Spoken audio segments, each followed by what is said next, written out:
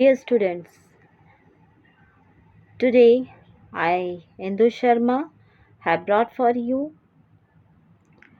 the English translation of lesson 8 for class 10th course A student from KSHITIJ part 2, the poem name KANYADAN.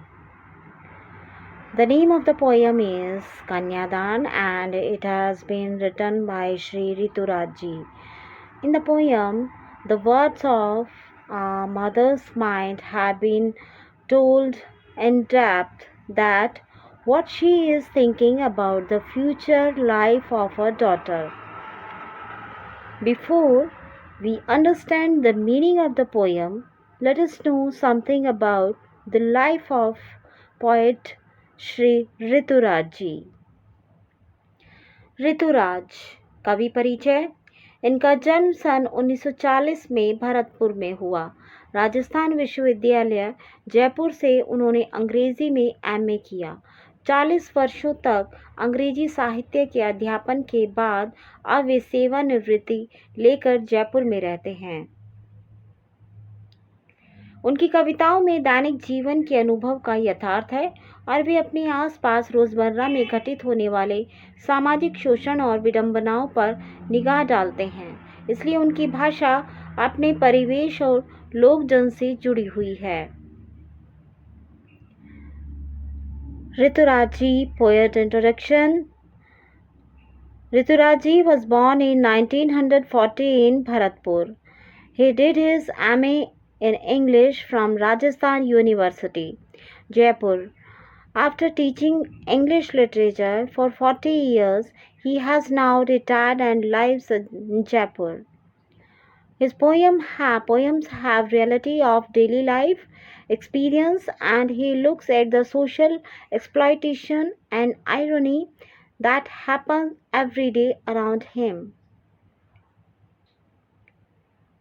So his language is related to his environment and folk life. प्रमुख कार्य कविता संग्रह एक मानधर्म और अन्य, पुल और पानी, सूरत नीरत और लीला मुखारविंद। Poetry collection एक मानधर्म एंड अदर्स, पुल और पानी, ब्रिज एंड वाटर, सूरत सीरत and Leela मुखारविंद।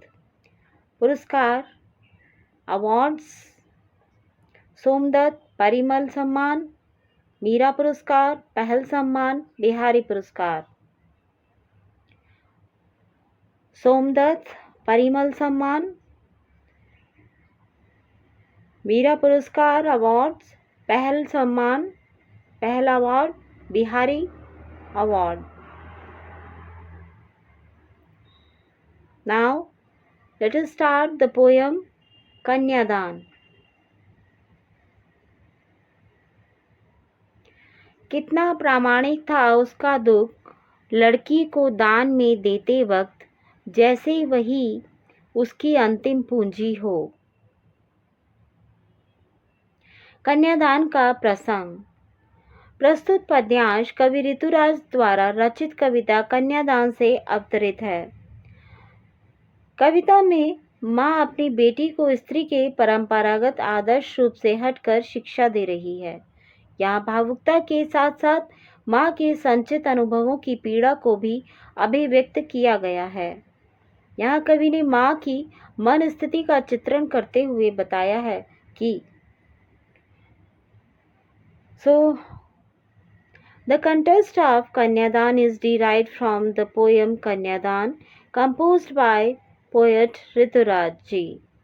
In the poem, the mother is teaching her daughter by moving away from the traditional ideal form of a woman. Along with sentimentally, the pain of the mother's accumulated experiences is also expressed here. Here the poet has depicted the state of mind of the mothers that. व्याख्या explanation. कन्यादान करते समय लड़की की माँ का दुख करुणापूर्ण और स्वाभाविक था। उसे ऐसा लग रहा था जैसे उसकी वह लड़की संपूर्ण जीवन का संचित अंतिम धन है, जिसे वह आज दूसरों को सौंपने जा रही है।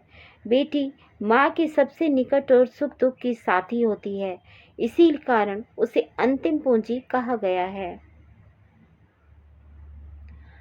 The grief of the girl's mother while doing Kanyadan was full of compassion and natural. She felt as if her girl was the last wealth accumulated in her entire life, which she was going to hand over to others today. Daughter is the closest and companion of happiness and sorrow to the लड़की अभी सयानी नहीं थी, अभी इतनी भोली सरल थी कि उसे सुख का आभास तो था, लेकिन दुख बाँचना नहीं आता था। पाठिका थी वह धुंधले प्रकाश की, कुछ तुकों और कुछ लयबद्ध पंक्तियों की। उपरोक्त पंक्तियों में कवि ऋतुराज कहते हैं कि लड़की अभी सयानी नहीं हुई थी, लेकिन कहने का तात्पर्य यह है कि हालांकि वह लड़की जिसकी शादी हो रही है वह बड़ी हो गई थी, लेकिन उसमें अभी दुनियादारी की पूरी तरह से समझने की बुद्धिमानी और अनुभव की कमी थी। वह इतनी भोली भाली और छल कपट से दूर थी कि खुशियां मनाना तो उसे आता था, लेकिन उसे यह पता नहीं था कि दुख का सामना कैसे किया जाए। अर्थात उसे अभी तक यह भी पता नहीं था कि अगर जीवन में कठिनाइयों का सामना करना पड़े तो किस तरह निडर और आत्मविश्वास से भरपूर रहना है। उसके लिए बाहरी दुनिया किसी धुंधली तस्वीर की तरह थी या फिर किसी गीत के किसी अंश की तरह, जिसे वह अभी केवल समझने का ही प्रयास कर रही थी।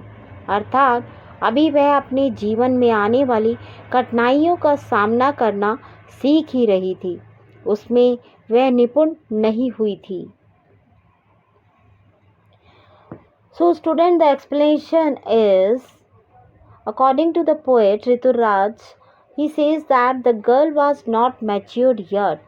The meaning of saying is that although the girl being married had grown up, but she still had the wisdom and experience to fully understand the worldliness. The lack was that she was so innocent and far from deceit that she knew how to celebrate happiness, but she did not know how to face sorrow. That is, she did not yet know how to be fearless and confident when faced with difficulties in life, which she was just trying to understand. That is, she was still learning to face the difficulties in her life. She had not mastered in it. भावार्थ, ऐसा अक्सर होता है कि जब कोई अपने माता पिता के घर को छोड़कर कहीं और नहीं रहना शुरू कर देता, तब उसका समुचित विकास नहीं हो पाता है। उपरोक्त पंक्तियों में कवि ऋतुराज यही कहते हैं कि लड़की को अभी व्यावहारिकता का बिल्कुल भी ज्ञान नहीं है। ससुराल में आने वाली जिम्मेदारियां, कठिन परिस्थितियों व संघर्षों के बारे में उसको कुछ भी अंदाज़ा नहीं है, यानी उसके पास जो भी जानकारी है वह आधी अधूरी व अस्पष्ट है। So the meaning is, students, it often happens that until someone leaves his parents' house and start living somewhere else, his proper development doesn't take place. Even in the above lines, poet Rituraj says that the girl has no knowledge of practicality at all. She has no idea about the responsibilities, difficult situation and struggles coming in her in-laws' house. That means whatever information she has is half incomplete and unclear. माँ ने कहा, पानी में झांक कर अपने चेहरे पर मत रीझना। आग रोटियां सेकने के लिए है, जलने के लिए नहीं। वस्त्र और आभूषण शाब्दिक भ्रमों की तरह बंधन है स्त्री जीवन के। व्याख्या। कविता की इन आखिरी पंक्तियों में कवि वर्णन करते हैं कि माँ अपनी बेटी को कई नसीहतें दे रही है। माँ कहती है कभी भी अपनी सुंदरता पर इतराना नहीं चाहिए, क्योंकि बाहरी सुंदरता तो अस्थायी है, असली सुंदरता तो मन की सुंदरता होती है। फिर माँ अपनी बेटी को कहती है कि आग का प्रयोग सिर्फ खाना बनाने या रोटियां सेकने के लिए करना चाहिए, लेकिन अगर आग का प्रयोग जलने या जलाने के लिए करते देखो तो तुरंत उसका विरोध करना। कवि इन पंक्तियों के माध्यम से उन लोगों पर कटाक्ष करना चाहते हैं जो दहेज के लालच में आकर अपनी बहुओं को आग के हवाले करने से भी नहीं हिचकिचाते। So the explanation is, students, the poet describes that the mother is giving many advices to her daughter. Mother says that one should never be proud on one's beauty because outer beauty is temporary. Real beauty is the beauty of the mind. Then the mother tells her daughter to use fires only for cooking or baking chapatis. But if you see fire being used for burning, then immediately opposite. Through these lines, the poet wants to sarcasm those people who do not hesitate even to hand over their daughter-in-laws to the fire due to the greed of dowry. वस्त्र और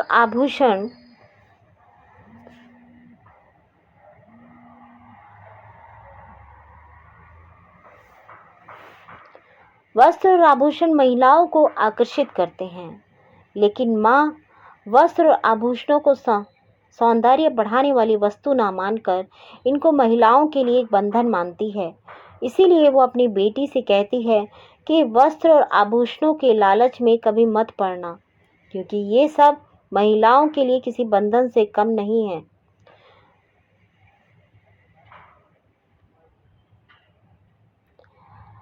Now in the next lines, clothes and jewelry attract a lot of women, but the mother, instead of considering clothes and jewelry as an object of beauty, considers them a bondage for women.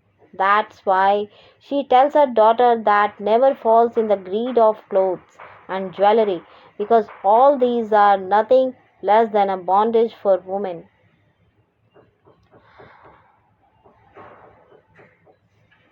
उपरोक्त पंक्तियों में माँ अपनी बेटी को अबला व कमज़ोर नारी की जगह एक सशक्त व मजबूत इंसान बनने को कहती है, ताकि वह अपनी सुरक्षा व अधिकारों के प्रति जागरूक रहकर हर विपरीत परिस्थिति का पूरी दृढ़ता के साथ सामना कर सके, क्योंकि लोग महिलाओं को कमज़ोर समझकर उनका शोषण व अत्याचार करते हैं। In the above lines, the mother asks her daughter to become a strong person instead of a a shy woman, so that she can face every adverse situation with full determination, being aware of her security and rights, because people consider women as weak by understanding them. They exploit and torture them. So in the last paragraph, माँ ने कहा लड़की होना पर लड़की जैसी दिखाई मत देना। यहाँ कवि ने परंपरागत आदर्शों के प्रतिकार की सीख देती हुई माँ का वर्णन किया है। कवि का कहना है, माँ बेटी को समझाते हुए कहती है कि तुम लड़कियों जैसी कोमलता, सौम्यता, आदर्श और संस्कारों का तो पालन अवश्य करना, किंतु लड़कियों जैसी दुर्बलता, कमजोरी और स्त्री के लिए निर्धारित परंपरागत आदर्शों को न अपनाने की शिक्षा देती है। लड़की जैसे गुण संस्कार तो हों, लेकिन लड़की जैसा नीरिता कमजोरी नहीं अपनानी है, क्योंकि स्त्री की सुंदरता और कोमलता के गौरव पर कमजोरी का आवरण चढ़ाकर उसका उपहास किया जाता है। Here the poet had described the mother teaching to counter traditional ideals. The poet says that The mother explains to the daughter that you must follow the tenderness, gentleness, ideals and rituals like girls, but teaches you know not to follow the weakness and shyness and traditional ideals set for women like girls. You should have two qualities and culture like a girl, but you should not adopt the modesty and weakness like a girl, because the pride of a woman's beauty and tenderness is ridiculed by putting a veil of weakness on her. So students, this was the last paragraph with the English translation of the poem for all of you, and I hope that you all will like it. If you like my videos which I have made to make your Hindi studies easier, then you can also share them with your friends and help them. I would like to thank all of you once again that with the help of all of you, I am getting a name and identity on YouTube channel, and I feel proud of myself, and I will always try to do the best for everyone, for you, for all. Thank you. Thank you so much. I'll be present for you my next video very soon.